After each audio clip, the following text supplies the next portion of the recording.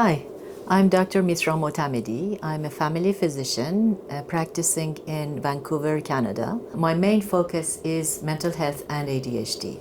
And today I'm gonna talk about what ADHD is. If you don't know what are the definitions, the symptoms of ADHD, you can easily search DSM-5 criteria and you can find all the information.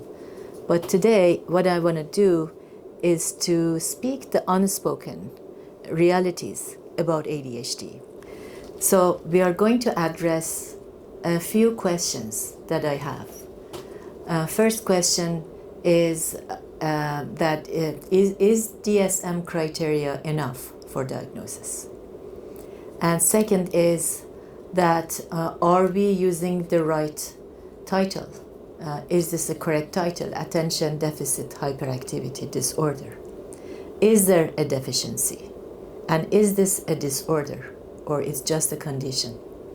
I see ADHD as a spectrum.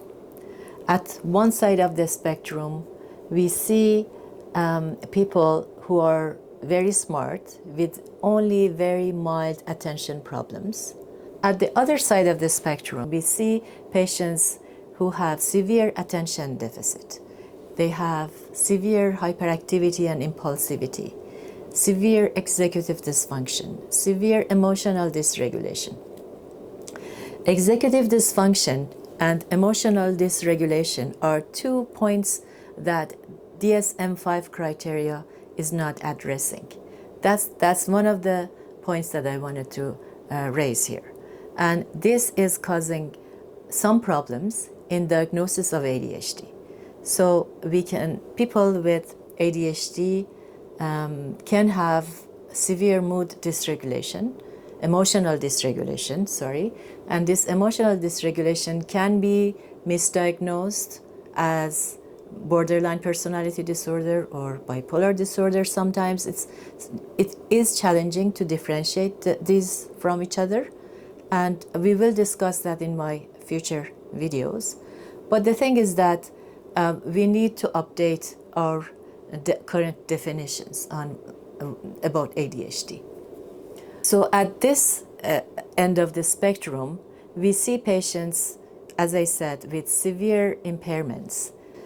These people have higher chances of comorbidities like bipolar disorder, depressive disorder, anxiety disorder, addictions. They have trouble since they are a child. They drop out of school. The chances that they start using cannabis in very young age is much higher. The chances of addictions is much higher. It's something around 70%. The reference is down below, you can see. They may end up in prison because of their impulsivity and lack of control on their emotions. They can get into car accidents. They can't hold a job. They can't hold the relationships. They are not in a good situation and they need help. So this is the other side of the spectrum. Where people are in this range, everybody is different. So diagnosis is different. Treatment can be also different in some ways. I see patients in their 50s, 60s, even 70s. It's painful for them, realizing that they have been living all their life in misery. And for me, it's also very painful to see these people crying for help, knowing that they had a condition that could have been treated and they could have had a totally different life if they were diagnosed and if they treated earlier on when they were a child. So the other question that I have here in mind is this really an attention deficit? Is it correct? So yes, at some level, they do have attention problems. However, they can also hyperfocus on something, some areas that they are interested. So if they are interested in a subject, they can hyperfocus, and they can sit down and watch a game, play with the game, or watch something, or sit down and create a software, work all day long. And it doesn't mean that they don't have a problem with attention in general. When it comes to the subjects that they are not interested, that's the time that the problems rise.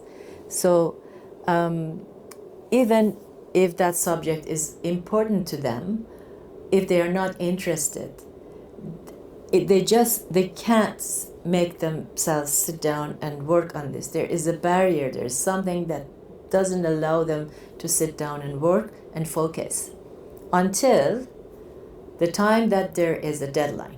If there's a deadline, if there's a pressure from outside, if there are responsibilities on them that they know that they have to do it, they can sit down and cram everything last minute, and they can do a good job. So I see parents who say, my child doesn't have any attention issues, they can do everything fine. It doesn't mean that they are not struggling. The other point that I wanted to discuss is ADHD a disorder? There are some differences in the brain of some a neurodiverse individual versus a neurotypical individual. There are some differences in the structure of the brains. There are differences in the function of the biochemicals, neurotransmitters of the brain, dopamine and norepinephrine in these two different types of brains is different. So there are at 1 or 2 years delay in maturation of the brain in people with ADHD. They will catch up. And there's also a delay in connection. There's a problem or difference in connectivity in the brain of people who are neurodiverse. So when it comes to impairments, when these people at some point, somewhere in this range, have problems and they need treatment, I would call it a disorder. There is a disorder. However, these differences in brain can also give these people some unique strengths. These include a high level of creativity. These people can have a very creative minds. The way that they can think outside the box is phenomenal. So when, as a neurotypical person, when I'm talking about a branch of a tree, I see just that branch of the tree. But them, they can't just see that branch of the tree only. They see the whole tree. And they see the tree from different dimensions, different angles. So that's why they are jumping from this branch to another branch when they're talking. They can have a phenomenal creative mind, creative ideas. They can excel in arts or sports or music or software development or film industry. There are some professions that suits better for this type of people. So what is important here is to realize, to understand, to find what are these differences and what areas are they interested in, and support them in achieving their goals, as we know that they can, in some areas they can do even much better than neurotypicals. I talked a lot. That was it for today. We will discuss more about diagnosis, ADHD diagnosis next time. Thank you for watching.